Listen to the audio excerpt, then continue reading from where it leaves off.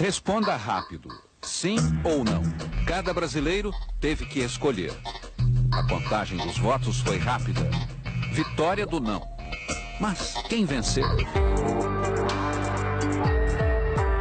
A violência aumenta cada vez mais no Brasil inteiro. São mais de 160 homicídios dolosos a cada dia. A maior parte por arma de fogo, sem que as leis e as autoridades policiais tenham sido capazes de combater com eficiência o crime. Tudo isso tem estimulado movimentos no Congresso Nacional tendentes a rever o Estatuto do Desarmamento. O Estatuto tem por objetivo limitar as armas, sob o argumento de que, com uma sociedade armada, a situação poderia ser pior e que quase 40% das armas em poder dos bandidos têm origem em pessoas que as compraram legalmente.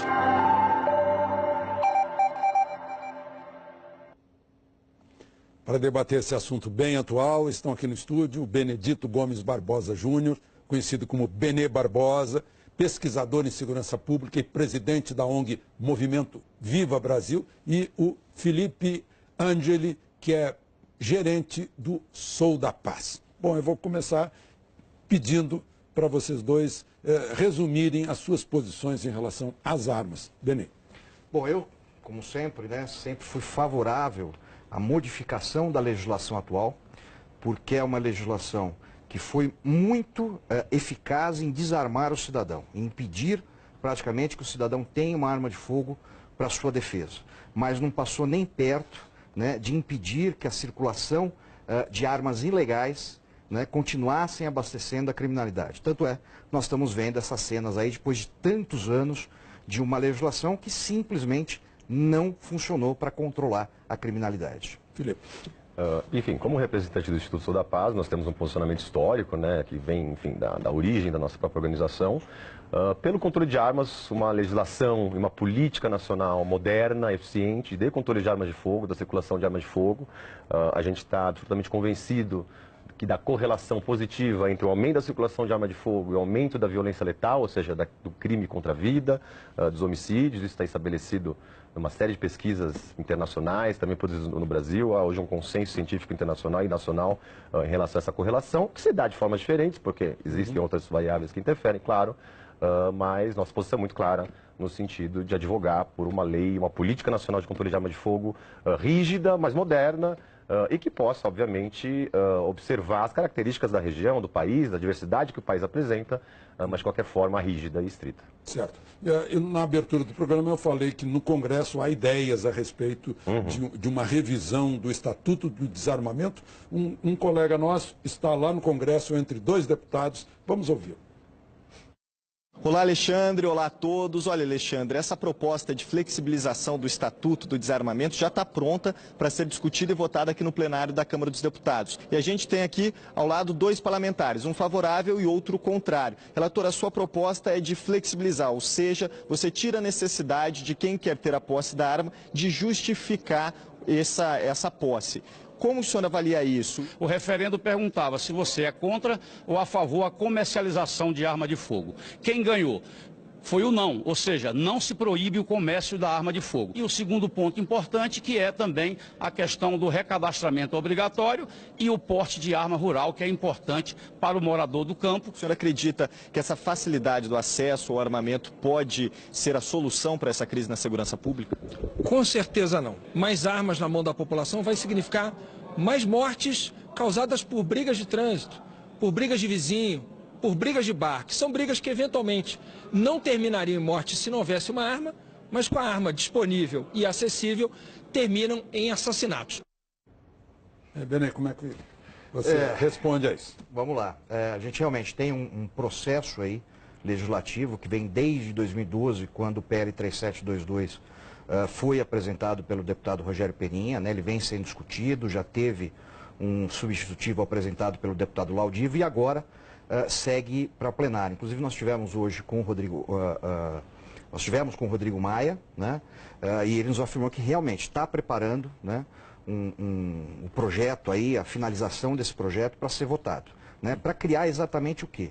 Uma legislação, não é questão de flexibilizar, não é questão de banalizar o uso da arma de fogo, como algumas pessoas apresentam, né? Não é aquela ideia de qualquer um vai comprar e qualquer um vai andar armado. Não, tem uma série de critérios bastante rígidos até, né? Mas critérios objetivos. O problema, um dos grandes problemas hoje da legislação é esse.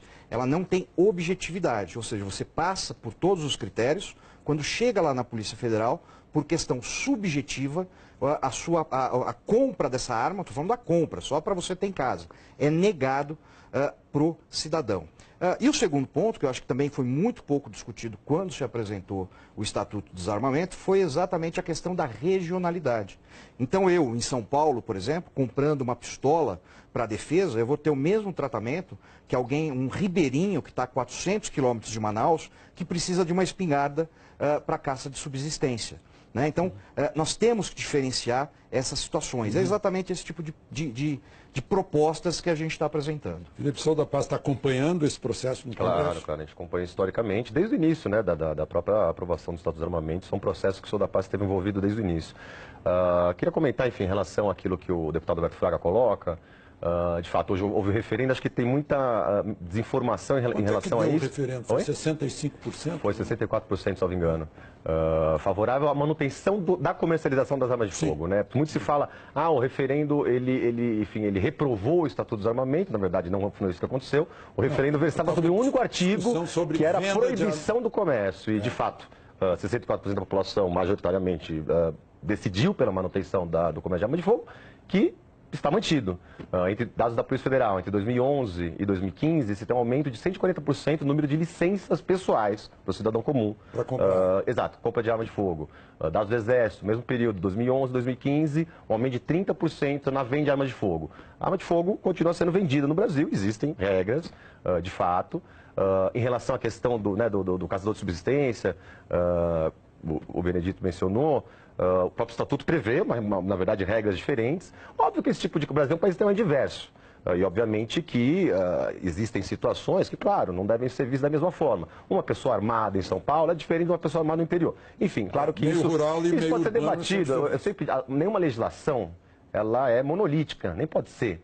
Agora, nos preocupa muito decisões e debates no afogadilho, decisões e debates em momentos de movimentos eleitorais, como esse ano, né? A gente está no ano de eleição, e também intoxicadas por posições ideológicas muito comprometedoras. Por exemplo, o substitutivo aprovado, né, o do 3722, na Comissão Especial, isso em 2015, já fazem aí quase um pouco mais de 2 anos, porque foi o final de 2015, tem pontos extremamente, enfim, comprometedores, que nós somos veementemente contra. Primeiro tem a questão do porte, né? O porte de arma de fogo banalizado. A gente, enfim, estamos com uma posição Sou da Paz, nós somos extremamente contrários em relação a isso. Existem questões sobre os requisitos, né, que autorizariam de forma objetiva a compra de arma para qualquer cidadão, que nós também julgamos extremamente, enfim, problemáticos, até para questão de pessoas que são investigadas por crimes, pessoas condenadas por crimes culposos. Tem um conceito lá que também é inconstitucional, já de cara, isso é muito claro, cria um conceito, salvo engano, no artigo 34, parágrafo 3º, do substitutivo aprovado, de legítima defesa patrimonial, que é uma coisa que a Constituição nem receberia de forma alguma. Ou seja, nossa opinião, projeto muito complicado, e nesse momento em que a gente tem uma intervenção no estado do Rio de Janeiro, uma preocupação legítima, é importante que se diga, extremamente legítima. A sociedade tem medo por razões legítimas, é óbvio. Temos um problema de criminalidade extremamente preocupante no Brasil. E nesse momento de comoção, e num período de grande contágio do processo eleitoral, esse debate, com essa intoxicação ideológica que eu também coloco, me parece muito preocupante. Só uma anedota, enfim, infelizmente, o próprio deputado Alberto Fraga, que é um defensor histórico, né, aí da revisão... Ele é um coronel PM. Exatamente. Ele, em 2014, foi roubado, infelizmente, na sua residência, e teve suas armas levadas de dentro de casa, que, infelizmente, é uma situação muito comum. É como a gente diz, dessa conexão estabelecida entre a arma legalmente adquirida pelo cidadão, para sua proteção pessoal, e que, infelizmente, muitas vezes perde essa arma em grande quantidade, em grande proporção, e que isso acaba alimentando o crime. Isso é um dos elementos que nos faz temer essa expansão da circulação de armas de fogo. A gente foi para a rua ouvir as pessoas. Vamos ouvir o que as pessoas nos disseram ao serem abordadas sobre essa questão. Não, acho que deviam liberar sim as vendas das armas, né? Mas lugares restritos, né? E tendo porte de arma também, é claro. Não liberar para todo mundo, não. De maneira nenhuma, imagina. Tinha que ser proibido, inclusive sua fabricação, a não ser para as Forças Armadas. Sim, deveriam ser vendidas livremente, mas com critério, com a normatização e treinamento. De forma alguma. Existem muitas pessoas que têm algum tipo de transtorno psicológico que não é seguro, né? A gente não conhece, não sabe. Pois é, muita gente reclama que os critérios são muito rígidos. Nós temos, então vamos lá, resumidamente você tem que ter no mínimo 25 anos, comprovar a residência, comprovar renda lícita, né? Você falar isso num país com 14 milhões... Folha policial, né? limpa. Sem passagem, né? Como se só por estar desempregado você fosse um suspeito já, né? Justificar a necessidade da arma. E justificar a necessidade. O grande problema, né, é a justificativa da necessidade, porque é um critério absolutamente subjetivo, né? O Ministério Público Federal de Goiás, inclusive, está com uma ação civil contra a União por conta desse uso político dessa subjetividade, que o que era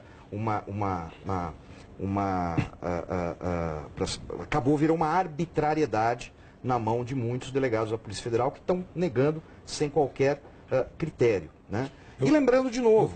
Eu tenho notado aí também que há quem libere e há quem negue, né? Depende assim do critério pessoal de cada delegado. A gente não pode ter esse tipo de lei, né? Você não pode ter uma lei personalíssima. Ai não, o Alexandre Garcia, pô, olha, aqui ele trabalha, ele é jornalista, ele é branco, ele é não sei o que, então eu vou dar. Mas de repente eu pego um que fala, não, mas esse cara é padeiro, por que um padeiro quer uma arma de fogo? Não, para isso aqui eu não vou dar. Exatamente a possibilidade que abre esse tipo de subjetividade. Pão canhão, como existe lá no Rio Grande do Sul. Mais ou menos isso, entendeu? Felipe. Enfim, né, pela população, as pessoas, os depoimentos, é um tema que, obviamente, você tem opiniões divergentes. A gente tem pesquisas de opinião da Datafolha, né, que, enfim, os mais abertas, as pesquisas mais amplas realizadas, até uma recentemente, Datafolha, ele periodicamente, a cada 2 anos mais ou menos, faz essa pergunta à população. Recentemente fez até em curto espaço de tempo, em julho, se não me engano, e mais recentemente agora. Você tem uma maioria da população que é contra a mera posse de arma de fogo, né? Então, também esse é um debate que tem muita, enfim, desinformação, existe um ativismo muito forte nas redes sociais, é verdade, em relação a esse tema. E muitas vezes os próprios parlamentares têm a impressão de que, nossa, é uma demanda social fundamental. Óbvio que existe uma parcela da população, 40% mais ou menos, 45%, que de fato quer aprova de fato a revisão mais ampla, mais aberta da Política Nacional de Controle de Armas de Fogo. Você tem uma maioria de 55% que é contrária. Tem uma pesquisa também da Datafolha de maio de 2017 que pergunta à população também sobre se acredita que uma maior circulação de arma de fogo é responsável por um aumento no crime letal, né, nos homicídios. 78% da população identifica essa correlação. E aí, sobre a venda, eu concordo que todo tipo de discricionariedade não criteriosa do Estado é negativo, sem sombra de dúvida. Agora, a gente tem que entender qual que foi o espírito do legislador à época. Primeiramente, o estatuto, não o estatuto, mas a legislação infralegal, o decreto e as portarias, né, do Exército, permitem que você compre até 6 armas de fogo, na verdade. Cada cidadão tem direito de comprar até 6 armas de fogo. Até, não 6, mas até. E tem as questões dos regionalismos, das diversidades, né, individuais, enfim. Então, essa foi a maneira que o legislador, à época, buscou para modular um pouco essas possibilidades. Obviamente, então, poxa, a pessoa mora no Rio de Janeiro, em Brasília, no ambiente urbano, em tese, a Polícia Federal seria esse regulador para identificação. Quantas armas? Eu tenho uma arma já, posso comprar uma segunda? Posso comprar uma terceira? A ideia seria que houvesse essa análise. E que tipo de arma, né? Exatamente, que tipo de arma. Cano longo, enfim, dentro das permitidas, obviamente, cano longo, cano curto, enfim, a pistola, enfim. E agora o ponto é o seguinte, primeira coisa, se há abuso da instituição, da Polícia Federal, temos que coibir o abuso. Não, talvez, pensar de outra forma. E em relação a própria questão, né, do Ministério Público de Goiás, que é verdade, em 2006, salvo engano, vários partidos, porque é isso, né? Na verdade, a tentativa de revisão do Estatuto do Desarmamento, ela não é recente, né? Talvez a coisa engrossou um pouco mais recentemente, mas desde que o Estatuto foi aprovado, ato contínuo, já que se começou diversas tentativas para se revisar o Estatuto. Em 2006, salvo engano, partidos políticos entraram no Supremo Tribunal Federal questionando uma série de pontos da legislação, inclusive esse, sobre a constitucionalidade. Foi declarado totalmente constitucional, salvo um ponto da fiança, da concessão de fiança para crime de porte de arma ilegal. Então, enfim, da nossa maneira, da nossa visão... Agora, o assunto agora tem um ministério extraordinário para cuidar disso. Desde ontem. Desde ontem. O ministro Raul Jungmann, que está aí, vamos ouvir o ministro que diz a respeito da posição dele sobre o controle de armas.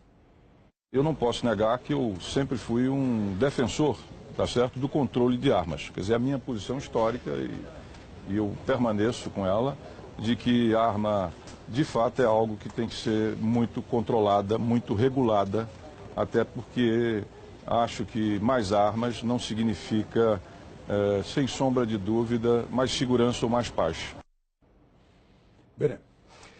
Bom, realmente, o ministro, né, o atual ministro do Ministério da Segurança Pública, que eu sempre me posicionei contrário à criação de mais um ministério para cuidar de algo que já teria que ser cuidado há muito tempo. Era só mudar o nome para o Ministério do Interior. E que traz, na minha visão, um perigo muito grande, né, que é a federalização da segurança pública. Né, você afasta, né, as políticas de segurança pública dos municípios e traz essa política mais próxima para o poder central. Né? Isso não deu certo em lugar nenhum do mundo. Muito pelo contrário, né? Em vários acabou muito mal essa tentativa.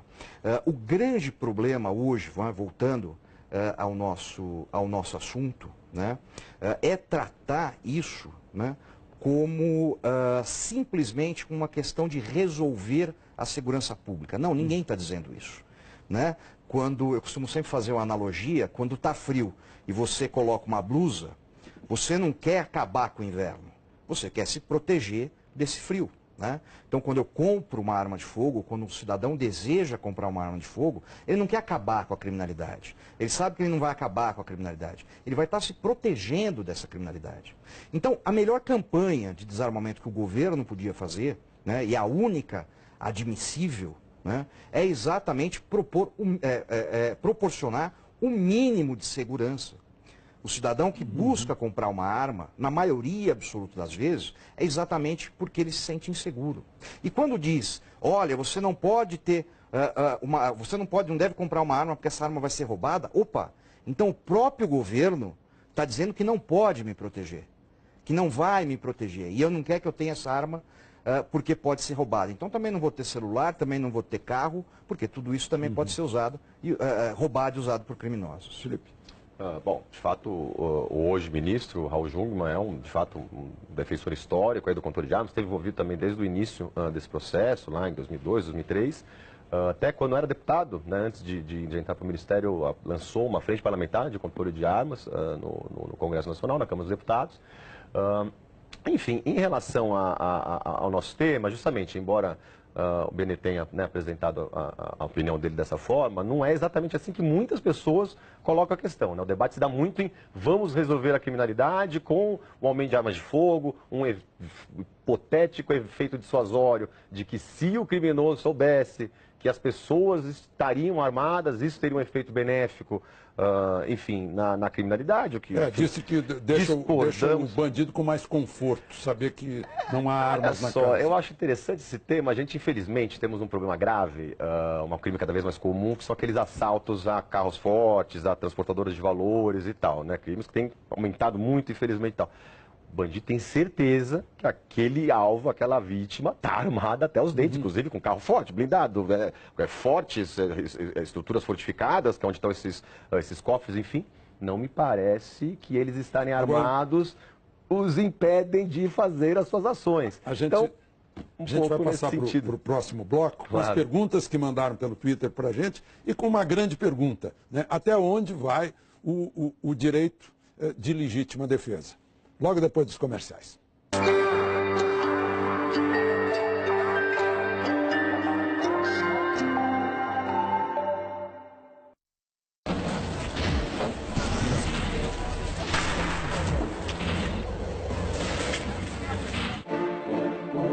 Deixe-me ir. Preciso andar. Vou por aí a procurar. Ir para não chorar. Se alguém por mim perguntar, diga que eu só vou voltar depois que me encontrar. Jeep Compass. Feito no Brasil, de tudo o que somos e tudo que podemos ser. Vamos falar de dinheiro? Não tá afim. Não? Então vamos falar de cozinha. Bora fazer um bolo. Imagina que o seu dinheiro é a massa e cada investimento um tipo de fermento. Poupança, cresce um pouquinho. Título de renda fixa já pode dar um bolo melhor. Fundo multimercado, de ações, cada um pode crescer de um jeito. É só saber como usar. E aí que entra a Orama, com tudo que você precisa para investir. Olha lá no site, tem uma receita de bolo que é imperdível. Bolo de quê? Ué, de dinheiro. Orama. Onde falar de dinheiro rende. A Nissan juntou o melhor de dois mundos na picape mais atrevida. Nova Nissan Frontier. Todo o conforto da cidade e toda a força da natureza. Faça um test drive na picape mais premiada do ano, segundo a mídia especializada. Aproveite e conte com taxa zero. Nissan Frontier é mais que força.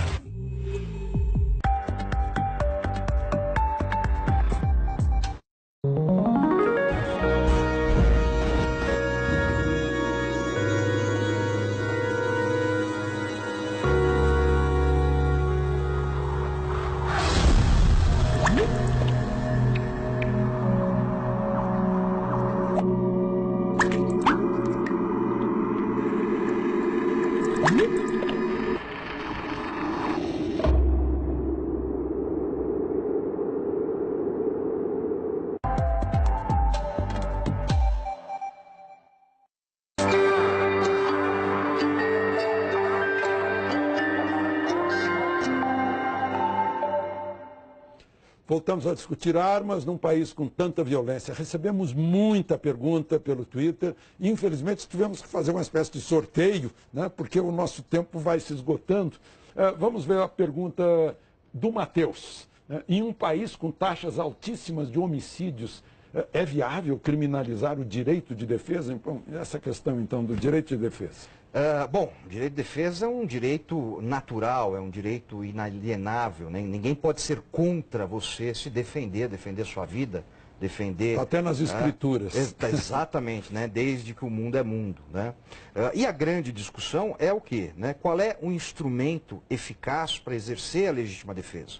Né? Num mundo, né, onde o bandido utiliza armas de fogo para atacar o cidadão, a sociedade. Obviamente, é também a posse de uma arma de fogo, lógico, com treinamento, com consciência, com responsabilidade. E é exatamente essa a nossa posição, né? O que nós estamos tentando, o que nós estamos pedindo, né, o que nós estamos trabalhando é para se retornar ao brasileiro uma coisa que existiu no passado e nunca foi problema. Armas de fogo nunca foram problema no Brasil durante 500 anos. De repente vira problema. Não, o problema não está na arma. O problema está na nossa legislação leniente com a criminalidade, no nosso legislativo que não muda as leis, no nosso judiciário que está sobrecarregado e numa série de outros problemas que, óbvio, é impossível discutir tudo aqui. E nas cabeças que dão ordem para o dedo indicador. Felipe. Enfim, a pergunta do Matheus, relevante, importante, mas não creio que está em jogo nessa discussão em relação ao desarmamento, à política de controle de armas de fogo, a questão da legítima defesa. Ela é uma excludente de ilicitude prevista no Código Penal, não há esse debate, ou seja, inibir a agressão na mesma proporção em que essa agressão é realizada, constitui excludente de ilicitude de legítima defesa e isso não está em debate. Ou seja, o direito à legítima defesa está preservado conforme estabelecido hoje no Código Penal. Em relação à eficiência da arma de fogo como instrumento de defesa, embora seja intuitivo, né, que se possa fazer esse uso, os dados que a gente tem demonstram que é um instrumento muito ineficaz, eficaz ao extremo para o ataque, ineficaz ao extremo para a defesa. A gente teve episódio, enfim, mencionar, absolutamente trágico e curioso até na sua tragédia. No dia 20 agora de fevereiro, o sargento Kazuka, salvo engano, no Rio de Janeiro, sargento do Exército, ele comprou uma pistola por R$ 6.200, uma pistola legítima, ele tem direito a portar arma de fogo, sniper do Exército, treinamento em atendimento a feridos, ou seja, ele tem um treinamento que, quando ele está ferido, ele, em tese, conseguiria reagir. Foi assaltado no Rio de Janeiro, foi morto e perdeu sua arma de fogo. Ato contínuo, o tenente que fez a operação recuperou essa arma de fogo, foi morto numa lanchonete, também reagindo ao assalto. Então, assim, é uma anedota, né, uma situação específica, mas mostra que um sniper do Exército não conseguiu reagir. Bom, infelizmente o nosso tempo acabou, o assunto continua aí em discussão, né, e vamos ver agora, está nas mãos dos nossos legisladores esse tema. Muito obrigado aos senhores. Na próxima semana, mais um tema de interesse nacional. De Brasília, Alexandre Garcia.